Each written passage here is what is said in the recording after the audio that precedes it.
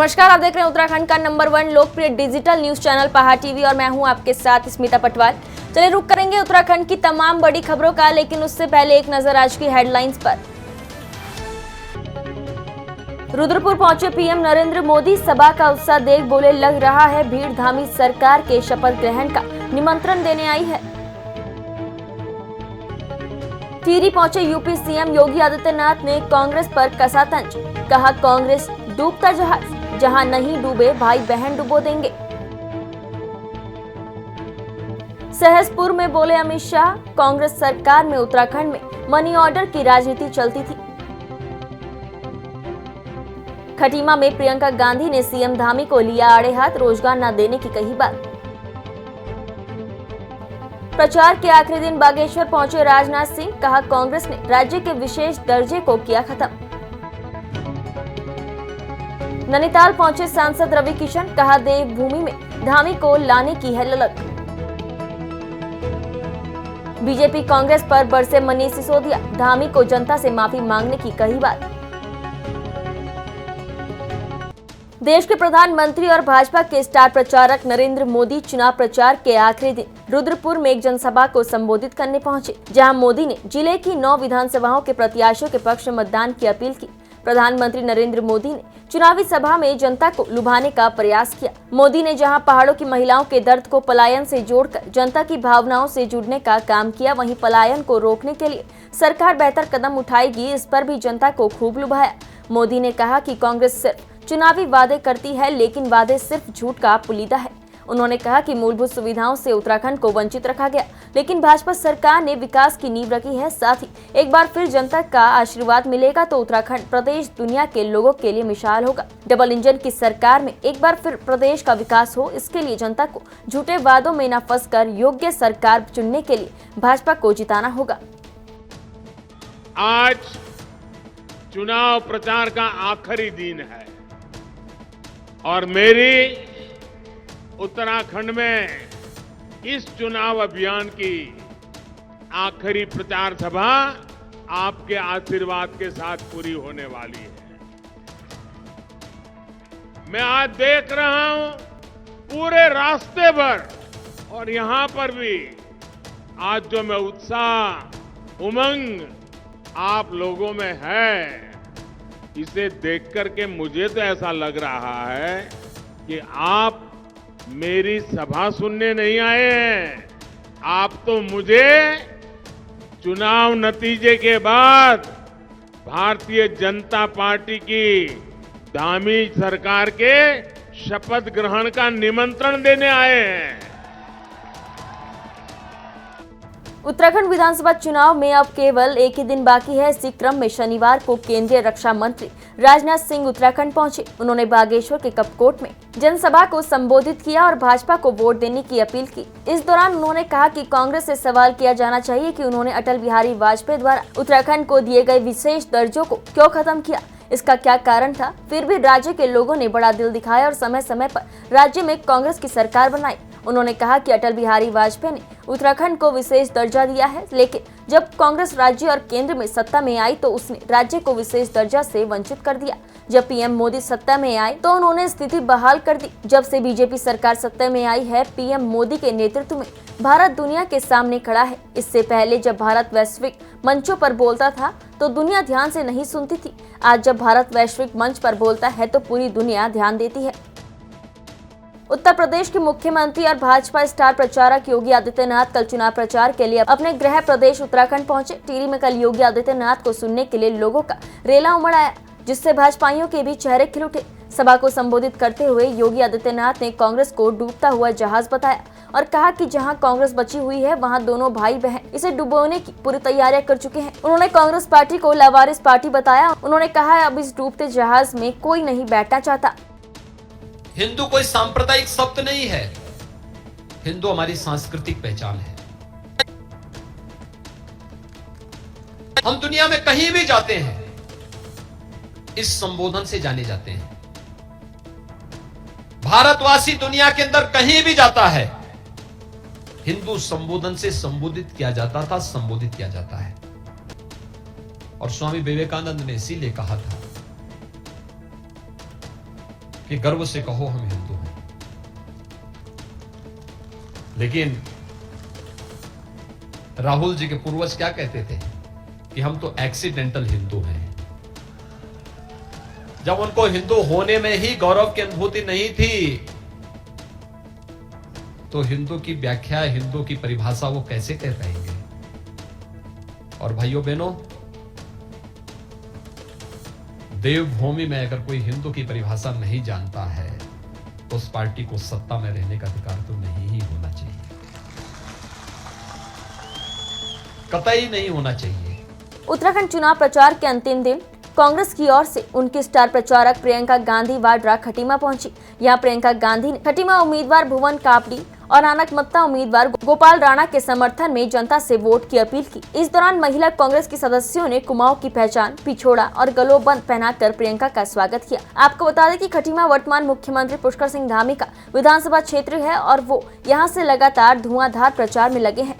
यही नहीं, बीजेपी अपना ज्यादा फोकस कुमाऊं के इलाकों पर ही लगी हुई है। ये देखते हुए कांग्रेस ने भी प्रियंका के रूप में अपनी ताकत का प्रदर्शन किया। प्रियंका ने भी सीधे बीजेपी सरकार और मुख्यमंत्री पुष्कर सिंह धामी के कार्यों पर निशाना साधा। उन्होंने जनता को संबोधित करते हुए कहा कि कोरोना काल में जब लोग इधर से उधर जा रहे थे तो उनके पास मदद के लिए मैसेज आते थे।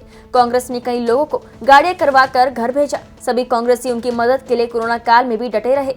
ये सब करके हम राजनीति नहीं कर रहे थे, बल्कि अपना धर्म निभा रहे थे। प्रियंका ने कहा कि वो केवल एक ही बात कहने आई है कि आंखें खोलो और देखो कि पिछले 5 सालों में आपके प्रदेश के साथ क्या किया गया।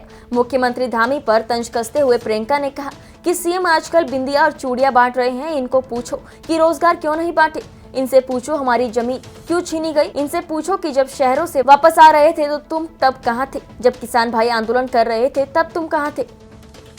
उत्तराखंड विधानसभा चुनाव 2022 में प्रचार प्रसार के आखिरी दिन बीजेपी और कांग्रेस ने प्रदेश में पूरी ताकत झोंक दी। बीजेपी नेता और केंद्रीय गृह मंत्री अमित शाह ने उत्तराखंड में 12 फरवरी को ताबड़तोड़ कई रैलियां की। आखिरी रैली उन्होंने देहरादून जिले के सहसपुर विधानसभा क्षेत्र में की। यहाँ उन्होंने जनसभा कर बीजेपी प्रत्याशी सैदित सिंह पुंडीर के लिए जनता से वोट मांगे। इस दौरान उन्होंने कांग्रेस के पूर्व अध्यक्ष राहुल गांधी पर भी निशाना साधा। केंद्रीय गृह मंत्री अमित शाह ने कहा कि उत्तराखंड में जब कांग्रेस की सरकारें थी तब मनी ऑर्डर की राजनीति चलती थी, लेकिन बीजेपी की सरकार आने के बाद ये सब खत्म हो गया। पिछले 5 सालों में बीजेपी ने उत्तराखंड में विकास की नींव डालने का काम किया है। एक और 5 साल भाजपा की सरकार को दे दीजिए, हम आत्मनिर्भर उत्तराखंड बनाने का काम करेंगे। कांग्रेस ने 4 धाम 4 काम का नारा दिया है। मैं प्रियंका गांधी से कहना चाहता हूं कि आप अपने परिवार की चौथी पीढ़ी हैं। प्रदेश के लिए 4 विकास कार्य भी कर लेते तो आज हमें कुछ नहीं करना पड़ता। इस देश में कोई गांव या जिला नहीं है जहां से लोग 4 धाम नहीं गए हैं। कांग्रेस कभी भी नहीं चाहती थी कि उत्तराखंड एक स्वतंत्र राज्य बने। अमित शाह ने कहा, जहां एक और भाजपा विज्ञान धाम बना रही है, वहीं दूसरी ओर कांग्रेस के नेता मुस्लिम यूनिवर्सिटी बनाने की बात कर घुसपैठिए रोहिंग्या को बढ़ावा दे रहे हैं। दिल्ली के deputy CM Manish Sisodia BJP और कांग्रेस पर जमकर बरसे। मनीष सिसोदिया ने कहा कि बीजेपी कांग्रेस ने 10-10 साल प्रदेश में शासन किया और कई मुख्यमंत्री दिए, लेकिन उनके कुशासन की नीति ये आंकड़े बयां कर रहे हैं कि अब उत्तराखंड में रह चुके मुख्यमंत्री करीब 9,245 घोषणाएं कर चुके हैं, जिनमें से मात्र अभी तक 18 ही पूरी हुई है और 500 मात्र कागजों में ही पूरी हुई है। यह बताता है कि कैसे जनता को ठगा गया है। वहीं मनीष सिसोदिया ने कहा कि सीएम धामी कई प्रकार की बयानबाजी कर रहे हैं, लेकिन आज तक प्रदेश में स्कूल, स्वास्थ्य और सड़कों की स्थिति नहीं सुधर पाई है। इसलिए इस बार उत्तराखंड की जनता बीजेपी को वोट नहीं देगी। शनिवार को उत्तराखंड में विधानसभा चुनावों के लिए शाम 5 बजे प्रचार प्रसार थम गया है, जिससे कि विधानसभा में धारा 144 लागू हो गई है। शनिवार को प्रत्याशियों ने जमकर प्रचार प्रसार किया। भाजपा ने गैरसैंण तो कांग्रेस ने गौचर में जनसभा की। विधानसभा में धारा 144 लागू हो गई है। कर्णप्रयाग में पुलिस ने बाजार में भीड़ लगा रहे अनावश्यक लोगों को भीड़ न करने की अपील की। कर्णप्रयाग में शराब की दुकान बंद होने के बावजूद भी दुकान के आगे भीड़ लगा रहे लोगों को पुलिस ने दौड़ाया। पुलिस ने लोगों को बाजारों में अनावश्यक भीड़ न लगाने की अपील की। विधानसभा चुनावों में अंतिम दिन माहौल बनाने प्रियंका गांधी कांग्रेस उम्मीदवारों के लिए वोट मांगने हल्द्वानी पहुंची। इस दौरान उन्होंने कहा कि आज उत्तराखंड में बेरोजगारी चरम पर है और महंगाई को लेकर भी सरकार पर प्रियंका खूब बरसी। प्रियंका ने कहा, डबल इंजन सरकार का विकास कहीं भी नहीं दिख रहा है। उन्होंने कहा सरकार की नीयत खोटी है। उन्होंने कहा प्रदेश में योजनाएं उत्तराखंड के लोगों के लिए नहीं बल्कि उद्योगपतियों के लिए बन रही है। प्रियंका ने कहा कि हल्द्वानी के विकास के रूप में हल्द्वानी को इंदिरा हृदय मिली और उनका हल्द्वानी के विकास में बहुत बड़ा योगदान था। उन्होंने कहा कि सीएम धामी के विधानसभा खटीमा और हल्द्वानी के विकास को आप देख सकते हैं। चुनाव के आखिरी दिन कल सभी पार्टियां अपनी पूरी ताकत झोंक रही थी। अपने पक्ष में माहौल बनाने के लिए एक के बाद एक स्टार प्रचारकों को मैदान में उतार रही है। इसी कड़ी में शनिवार को भाजपा ने अपने स्टार प्रचारक सांसद रवि किशन को भेजा। नैनीताल में रवि किशन ने पहले होटल में पत्रकारों से बातचीत करते हुए कहा कि देवभूमि में धामी को लाने की ललक है, वह युवाओं की पसंद है, इसलिए उत्तराखंड में डबल इंजन की सरकार आएगी। उत्तर प्रदेश में चुनावी नतीजों पर सांसद रवि किशन ने कहा कि 300 से अधिक सीटें भाजपा की यूपी में आएगी। उन्होंने बताया कि यूपी में पहले चरण में हुए चुनाव में भाजपा का असर दिख रहा है। कांग्रेस को आड़े हाथ लेते हुए उन्होंने कहा कि यदि कांग्रेस सरकार में कोरोना संक्रमण आया होता तो देश बर्बाद हो जाता। मध्य प्रदेश के मुख्यमंत्री का सोशल मीडिया पर वायरल हुए वीडियो को लेकर सांसद रवि किशन ने कहा कि ये फेक है। उन्होंने कहा कि भाजपा ही देश को आगे बढ़ा सकती है और जनता इस बात को जानती है। विरोधी पार्टी अपने फायदे के लिए इस तरह के मामले को तूल दे रही है। मसूरी में चुनाव प्रचार के अंतिम दिन भाजपा, कांग्रेस और अन्य दलों ने अपनी पूरी ताकत झोंक दी है, जिसके तहत मसूरी में कांग्रेस कार्यकर्ताओं ने अपने कार्यालय के बाहर कांग्रेस के पक्ष में जमकर नारेबाजी की। आपको बता दें कि भाजपा की विशाल रैली मसूरी में होनी थी, जिसके कारण कांग्रेस पार्टी को अपनी पदयात्रा रैली को रद्द करना पड़ा। पत्रकारों से वार्ता करते हुए कांग्रेस नेता जयप्रकाश उत्तराखंडी ने कहा कि चुनाव को लेकर कांग्रेस कार्यकर्ताओं में भारी उत्साह है और इस बार मसूरी विधानसभा से कांग्रेस 20,000 मतों से जीतने जा रही है। उन्होंने कहा कि भाजपा के विधायक और सरकार द्वारा विकास को लेकर कोई काम नहीं किया गया है। आज प्रदेश में महंगाई, भ्रष्टाचार, बेरोजगारी, पलायन चरम पर है, लेकिन भाजपा की डबल इंजन सरकार द्वारा कुछ भी नहीं किया गया। उन्होंने कहा कि 2022 कांग्रेस का है और कांग्रेस पूर्ण बहुमत की सरकार उत्तराखंड में बनाने जा रही है, जिससे कि प्रदेश का विकास हो सके, महंगाई, बेरोजगारी, पलायन पर रोक लग सके और बेरोजगारों को रोजगार उपलब्ध हो सके।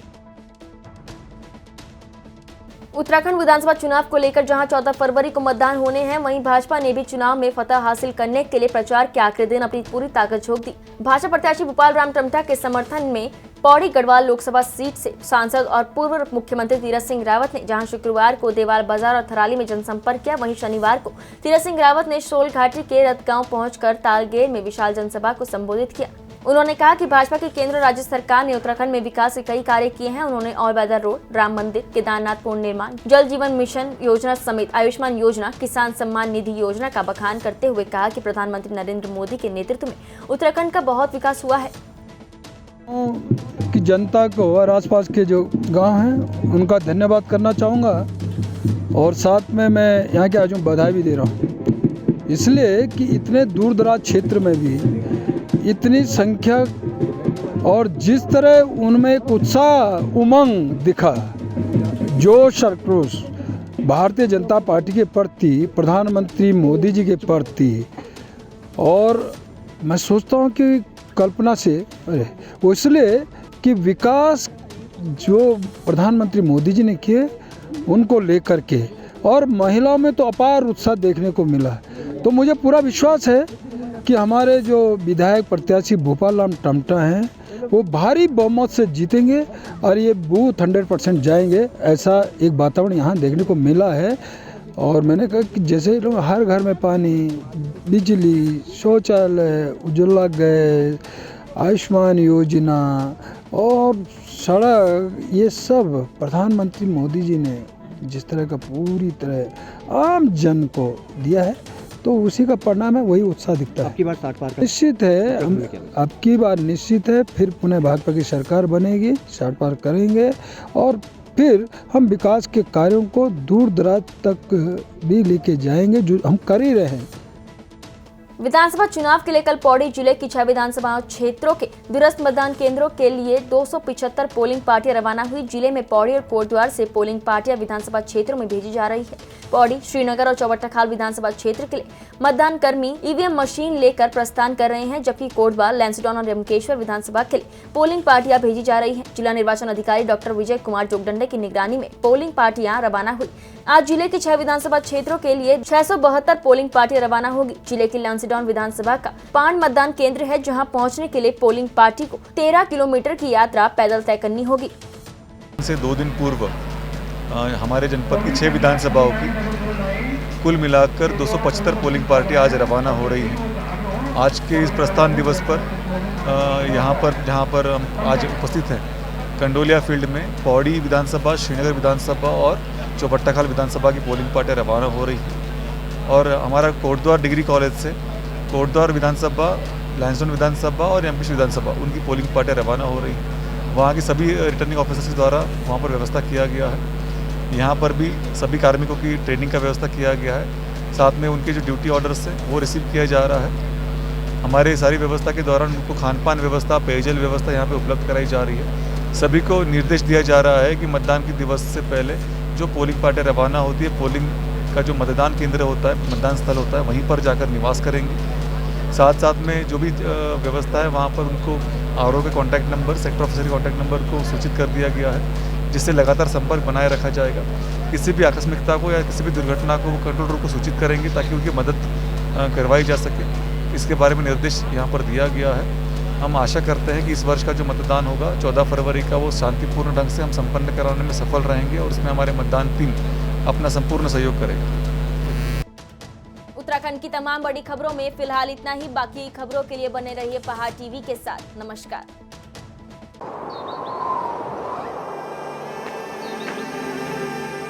है बेखौफ उम्मीद का रंग।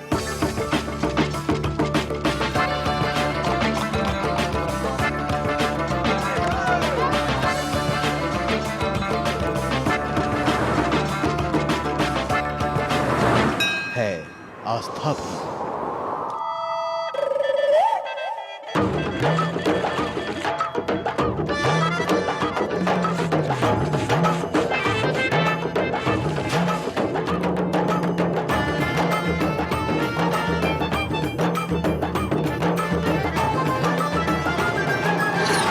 ये है मेरा उत्तराखंड।